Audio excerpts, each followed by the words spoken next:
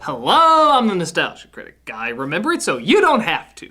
It's Halloween! Time to look at another memorable movie and go, ooh, that didn't age well. It's Stephen King time!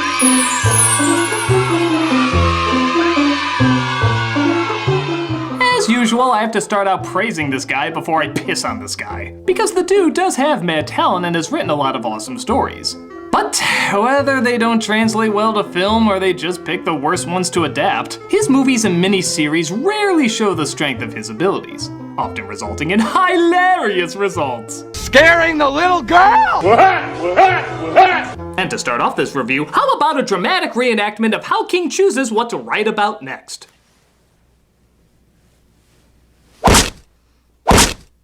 Children of the Corn!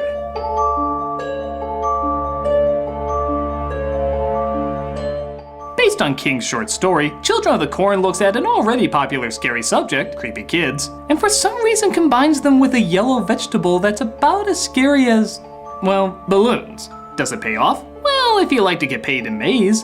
It donned tons of sequels, a cult status, and of course, hundreds of people around the world saying, I think there's better King movies that could be made than this. Let's see if King can turn shock horror into shuck horror. This is Children of the Corn.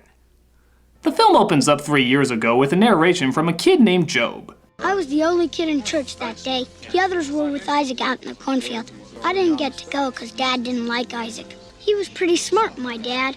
I was off to my daily beating, I was, on account of my bow tie and that I talk like a complete tool. But kids start to surround a cafe led by their Amish mafia leader, Isaac, and get ready to take it down. And with wallpaper like that, do you really blame them?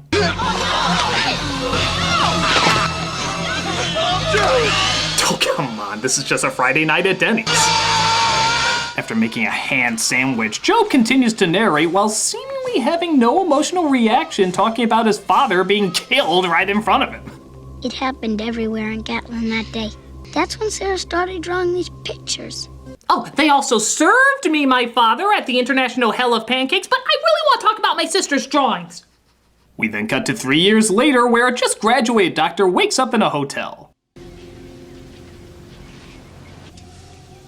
Well, gee, with the lack of detail they're showing in this scene, I'm just positive something terrible is about to happen.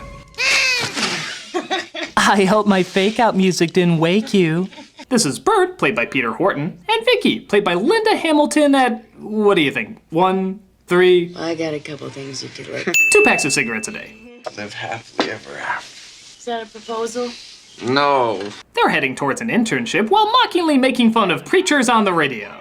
I guess that's a thing. There's no room for the fornicator. Amen. Peanut butter and white bread. No room for people who watch public television. No room for commitment. Amen.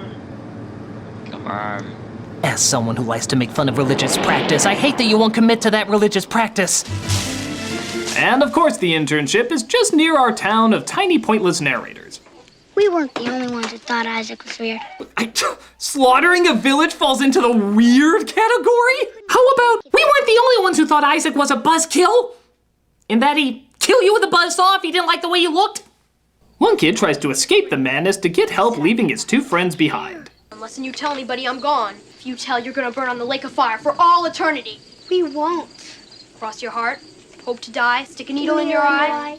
Why do you even have that rhyme? It sounds like the lake of fire would be a million times worse. Okay, go! Nobody's looking! Thanks for shouting my escape, you little dumbasses. I'll be sure to let you keep my head if they remove it from my body. No real surprise, they do end up finding him, but not before, like I said, they try to somehow make corn actually scary. No, they'll fill me with dietary fiber! So one of the kids finds him and kills him. Gee, I can't imagine how they were tipped off to that. Nobody's looking! But luckily, our 2 main characters are there to save the day. Well, that could have gone better. Hang on. Let me check. Let me check. Yeah, make sure she's okay before you check on the kid you steamrolled with your car. You're gonna be a great doctor. That was an animal. Yeah, an animal. Let's go. He goes to check on the kid, noticing that his throat has been slit. So I want you to go back to the car and wait for me there, understand? And keep all the doors locked until I get back. Why? Where are you going? I'll tell you when I get back. Just do what I say. It is a little weird telling Sarah Connor to wait in the car. I don't think your sensitive mind can hear the truth yet. It's like telling The Rock not to look at a paper cutter, he'll pass out. It's just weird. But she eventually can't take it and finds that she has to look at the body herself. I'm so sorry. Jazz hands. Come on. Oh, Bert, I had the worst jump scare dream. It didn't tie into the story and was completely pointless. It's okay, we still killed a kid. Oh, thank God, that calms me down. So they put the kid in the trunk and drive off because that doesn't seem fucking suspicious. As they try to forget about their kid killing by putting on the radio. That'll work. Only by the blood of the Lamb are we saved. Getting tired of that crap. I mean, how many King films have religious bashing now? You can make fucking playing cards out of it. I really think we should open it. They also decide to open up the kid's briefcase because bad enough they killed him, they might as well rob him too. Jesus Christ. Not in my book. It's like some sort of primitive folk art. I think it's repulsive. Sheesh, I've seen more tolerance from Bill Maher on Islam. Did a church sting you as a child or something? Good boy, sorry. They surprisingly come across a mechanic who seems to be the only adult left in town. Which is kind of odd. Did they keep him around because he was the only mechanic? Were there really no other adults needed alive for anything else? How about someone who knows the password for the adult sites? We've had ourselves... I ain't got no gas. No, I don't need gas. I ain't got no diesel fuel neither. Your telephone. I need to use your phone. Telephone? I ain't got no telephone. We ain't got no kids and we ain't got no corn either. In fact, I'm not even here. Who are you talking to? I'm just a scarecrow. Now you get on that right fork there and you'll be in Hemingford in no time. But they make a Korean barbecue out of his dog and decide to kill him off. Because after 3 years of fixing stuff, never escaping, and telling nobody about the mass slaughter that happened in that neighborhood, it's finally time to kill him because he told 2 people not to go in their neighborhood. They make better choices following the Church of the Magic 8 Ball. I find that sign shaped the tiniest bit like a cross revolting. As they continue to get more lost, we see the kids honoring their corn on the cross and listening to sermons by their leader, Isaac. Isaac is the best fucking thing in this movie. The Lord did come to me, and he was a shape. It was he who walks behind the rose. Isaac is the movie Jesus Camp in reverse. He's the Munchkin version of the bad guy from Manos. He's every self-indulgent prophet that fits into most overhead compartments. Joseph has taken his things and fled this happy place. So take you his life and spill his blood. And he's also a wanted criminal. Oh, not for mass murder, not for brainwashing all these kids, but because he steals every single scene in this movie. But let not the flesh pollute the corn. Cast him instead upon the road. I know now why they set this in a cornfield. It's so the rest of the actors can have some scenery to chew on. Question not my judgment, Malachi. I am the giver of his word. And the interesting thing, this actor was 25 years old when he did this role. Yep, he has one of those conditions where he looks and sounds a million times younger than he really is. And yet, even knowing that, he still comes across as a snot-nosed little pissant commanding his legion of good sons and bad seeds. He's just a treasure. And just as the blue man was offered up unto him, so shall be the unbelievers. No, Isaac, I believe you. I would never doubt your whiny wisdom. Oh, he was pointing at them. But that's how intimidating he is. The one thing I never quite got, though, is how did Isaac convince all these kids to kill the adults? I mean, he has the authority now, but how did he get it from them before? Were kids just watching TV and like... Yeehaw! Clumpy the Cowboy will be right back after a message from our favorite sponsor, Isaac. The blood of the old shall spill. Rise, my children. Kill now! Kill now! Don't listen to him this week, kids. He's a very naughty boy. I knew we shouldn't have been paid in maize. Peter and Vicky show up into town as we partake in a thrilling amount of looking, and even more looking. Yeah, I began to see why this was originally a short story. They come across some kids, but they disappear pretty fast. So we go back to more looking. The film becomes so bored with the walking doll that this actually counts as a scare. Honey, please, turn your chun off. They do, however, come across Sarah. Are your mommy and daddy around? They're in the cornfield. What are they doing there? Fertilizing, mostly. They try to get more answers out of her, but she just seems too shy to respond. So Peter decides to leave his wife and the little girl behind because, seriously, what's the worst that could happen in this child throat-slitting town? Things just aren't happening fast enough. I'm sure we can move past all this tedious looking with even more looking. I'm gonna go look at the town hall, okay? Yep, this looks like town hall. He sees corn is placed everywhere because, remember, corn's scary now. And notices some strange rendition of their religious pictures. Must be part of their Jesus Goes to Willy Wonka's factory set. But Vicky gets in trouble when she becomes surrounded by Isaac's second-in-command, Malachi. Who are you? Have you heard the good news about the corn? Seize her. We then see this movie's brilliant idea of foreshadowing as he looks at a picture of a dragon burning a woman while Vicky is being attacked. Come out of there. Does that really add anything? I think it's pretty obvious she's endangered by the sharp objects being thrown at her, not an Aragon coloring book. It's like me confirming something I already know. Ow! So it did hurt.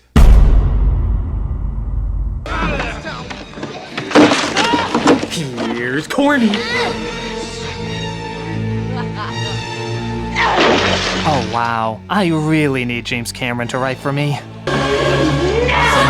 They take her away as we see the kid's drawing predicted what was gonna happen like she predicted everything else that was gonna happen.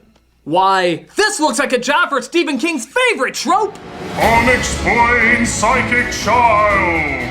So you're psychic, huh? Where did that come from? I don't know. How did you get it? I don't know. What will you do with it in the future? I don't know. If I took it out of the story, will we miss it that much? Probably not. Off you go, unexplained psychic child. The less we know about you, the lazier. They turn Peter's vehicle into a corn on the car, not allowing him to follow Vicky to Isaac. The fact that you want to kill me is fine, but doing it by placing me on a cross-shaped cross is just revolting. But there are burnt kernels among the corn. You know not the laws. He's the god of blood and sacrifice, not ceremony. Down on your knees, heretic. Shut your mouth, Isaac. You've grown prideful and apart from us. I will not indulge your quarter-life crisis! Seize him, punish him, cut him down, I command you. I am the word and the giver of his laws. I am the snapper at bitches! Do it now, or your punishment shall be 1,000 times 1,000 deaths, each more horrible than the last. They are tired of your talk, Isaac. I refuse to believe that. Nobody can ever get tired of Isaac. He who is tired with Isaac is tired with life! No, you dare not blaspheme. He will punish you. The jaws of hell will devour you. All of you! Can we just make an Isaac doll? No, you don't have to. I already made a prototype. I am the word and the giver of his laws. Take you his life and spill his blood. Look for it in your produce section.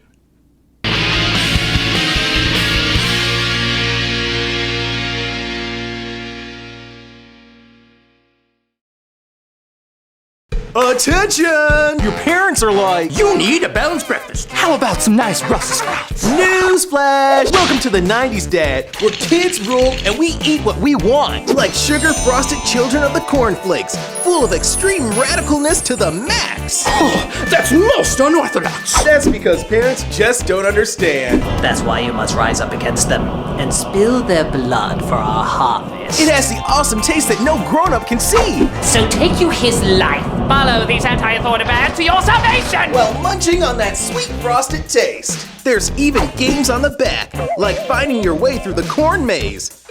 Hey, I can't find my way out. Because there is no way out. Those who look behind the row shall perish! Whoa, dude, let not the flesh pollute the corn. Indeed, maniac Zack. Cast them instead upon your bowl, where high fructose corn syrup awaits them! To the extreme! Do it now, or your punishment shall be 1,000 times 1,000 deaths, each one more horrible than the last! Sugar-frosted children of the cornflakes is part of this complete breakfast. I am the word and the giver of his laws! Rad!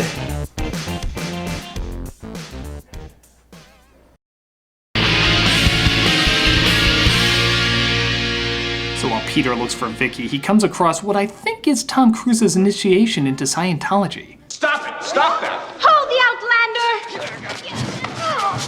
Oh, well, that stopped us. Your presence does profane this holy place. He will reckon with you. God, I think we stumbled across the Church of Kim Davis. So what do you mean, as it is written? What, in this? You rewriting the whole thing or just the parts that suit your needs? Yep, definitely the Church of Kim Davis. But Malachi comes to chase him with his army of Goonies.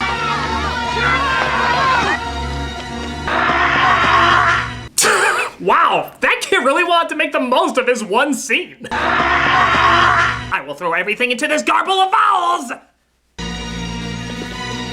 The corn is gonna rumble tonight. Outlander! Get off! Why is light pushing the only thing that can defeat them? It's the abracadabra way of defending yourself.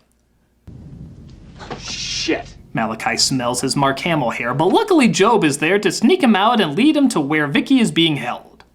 That, and things are not looking so good for Isaac either. I did as you commanded! I was good!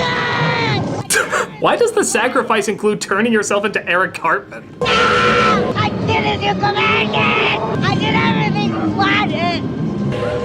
No! So Isaac is consumed by, Liquid Schwartz, which apparently Jiffy pops him into hell. But Peter arrives in time to save Vicky with probably the fakest fistfight you'll see in a while.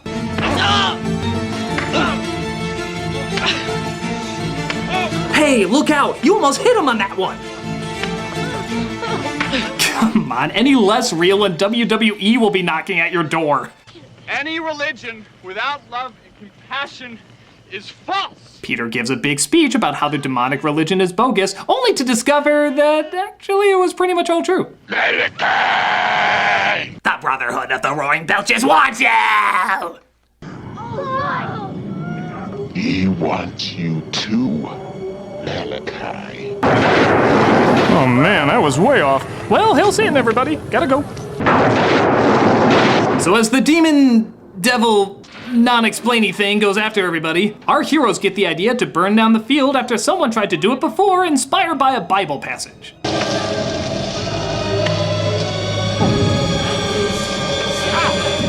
Surprisingly, corn is still not scary, guys. This looks more like torture porn for old McDonald. Job saves him, but Peter is surprisingly kind of a dick about it. What are you doing here? Get back to the barn, hurry up! Go on, move! Excuse me! See if I save you next time a vegetable goes evil dead on your ass!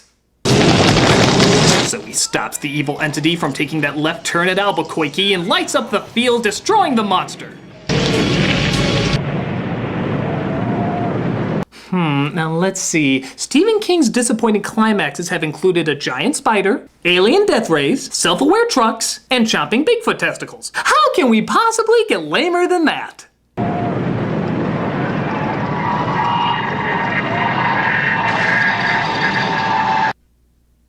With Casper the Friendly Explosion! I am not even kidding. That is what you were supposed to be afraid of the entire time. That is a whole new level of not giving a fuck.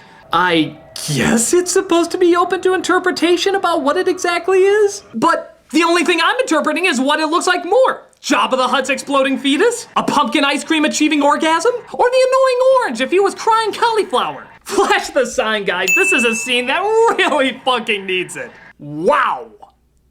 So after our anti-religious heroes find out not only demons are real, but the Bible saved the day, they walk back with the reassured confidence that evil spiritual identities can just be blown up with a few tanks of gas.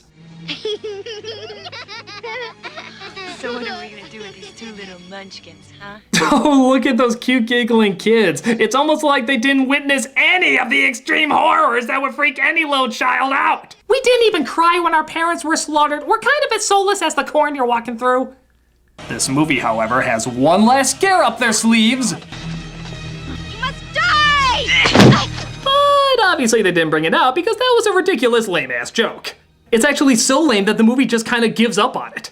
Yeah, that's really how it ends. No music, no scary build-up. It's like even they knew how stupid this was and just wanted out as quickly as possible. You must die! Yeah, fuck it. We're done, folks. We didn't want to put that ending in, but the studio made us. Boo, I guess. And that was the awkwardly ending, awkwardly beginning, awkwardly Stephen King. The movie doesn't really bring much new to the scary kid idea, and what it does bring is either too slow-moving or doesn't make any sense. The only scares it focuses on is that of violence, which is a shame because you can really do a lot with scary kids in movies, as other films have shown both visually and psychologically. But nope, these kids just stab stuff and quote scripture. That's it. If you don't find that especially creepy, then you're not gonna find this especially creepy. But to be fair, the best thing about the film is just how fucking hard the kids are trying. These actors are throwing their fucking all into this movie, even in the tiniest scenes. Sure, a lot of it's over the top, but they're just so much fun to watch. And their dedication to this insanity is pretty much what makes the movie. Especially Isaac, who in my opinion can do no wrong. In fact, I think we should rise up against the flesh of the old and give our undying allegiance to Isaac. Wait a minute, who wrote that? Isaac! God damn it, Isaac, how did you get anyone to follow you? You don't understand. I have incredible persuasion powers. I can even intimidate you with the power of corn! Yes, corn. Pretty tasty. It's still not scary. Not even the burnt ones? No. What am I going to do? My whole routine is fear through brute violence and no psychological effort. How's that gonna get me popularity today? It's Isaac's Extreme Haunted House. See what everyone is calling the scariest attraction this year. In you go.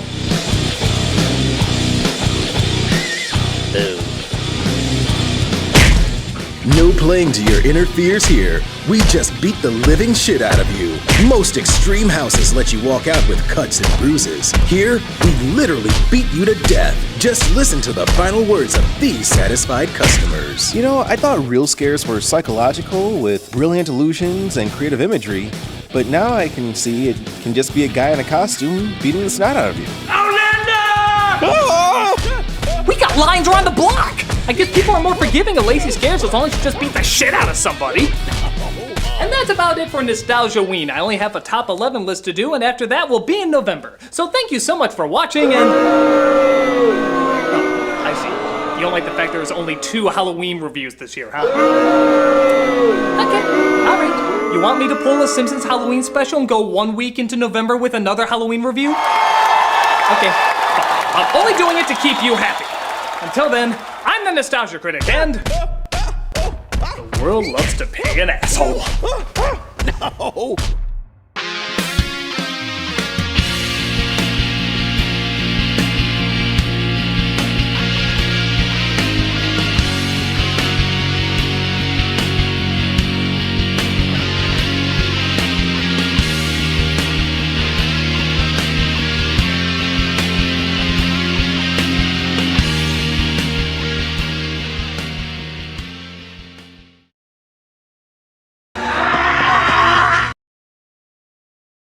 Outlander!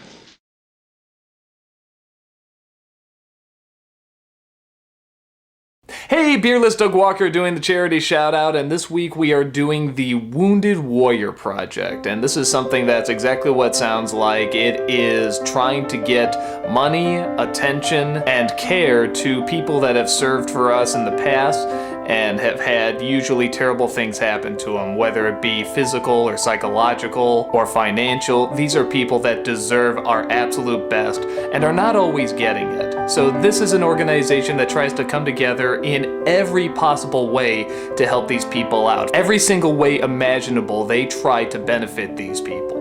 These are soldiers that have signed up and put their lives on the line, and they have had so much stuff happen to them, and this is an organization that's trying to say thank you. Thank you for your hard service. You deserve the absolute best that we have to offer, and they are trying to make that happen. Through fundraisers and triathlons and all sorts of various events, they try anything they can to try to get attention, money, and care to the people that deserve it most. This is definitely a good organization to check out. If you go to their YouTube page, you can see all the good stuff that they do. Please definitely take the time to go and support the people who have put everything on the line to keep us safe.